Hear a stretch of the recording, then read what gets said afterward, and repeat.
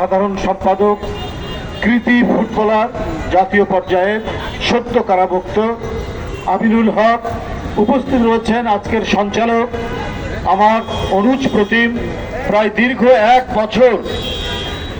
কারাবরণ করে সদ্য মুক্তি পেয়েছেন ঢাকা মহানগর বিএনপির সদস্য সচিব, দক্ষিণ বিএনপি সদস্য সচিব জনাব রফিকুল আলম মজনু, উপস্থিত রয়েছেন বিএনপি জাতীয় নির্বাহী কমিটির সহ অর্থনৈতিক বিষয়ক সম্পাদক মাহমুদুর রহমান সুমন সহ ঢাকা মহানগর দক্ষিণের উপস্থিত রয়েছেন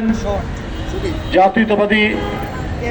কৃষক দলের বিপ্লবী সাধারণ সম্পাদক, জাতীয়তাবাদী ছাত্র দলের এক সময়ের কীর্তিমান ছাত্রনেতা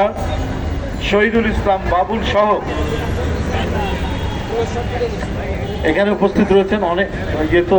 নামগুলো ভুলে যায়, লেখা নাই। তো ঢাকা মহানগর দক্ষিণে অত্যন্ত প্রাণচঞ্চল,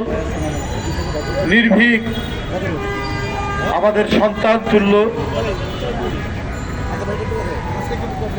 ঢাকা মহানগর যে দক্ষিণের যিনি মেয়র প্রার্থী ছিলেন, অবাধ সুষ্ঠু নির্বাচন হলে যিনি মেয়র হতেন, আপনাদের দায়িত্ব পালন করতেন, ইঞ্জিনিয়ার ইসরাক হোসেন সহ সকলকে আমি আন্তরিক শুভেচ্ছা জানাচ্ছি।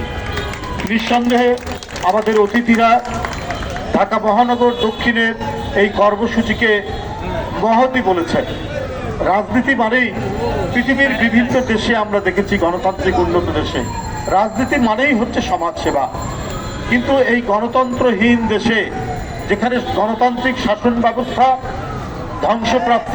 সেখানে অধিকাংশ সময় আমাদের রাজপথে থাকতে হয়, না হলে আমাদেরকেও প্রতিনিয়ত আমাদের রাজনীতি করতে হতো মানুষের সুখ দুঃখের সাথে সম্পৃক্ত থেকে। তা আমি ঢাকা মহানগর দক্ষিণ বিএনপির এই মহতী উদ্যোগ, এই সাধারণ মানুষ, শ্রমজীবী মানুষকে তারা যে পানি দিচ্ছেন, স্যালাইন দিচ্ছেন, এটা নিঃসন্দেহে এই সময়ে খুবই গুরুত্বপূর্ণ। গতকাল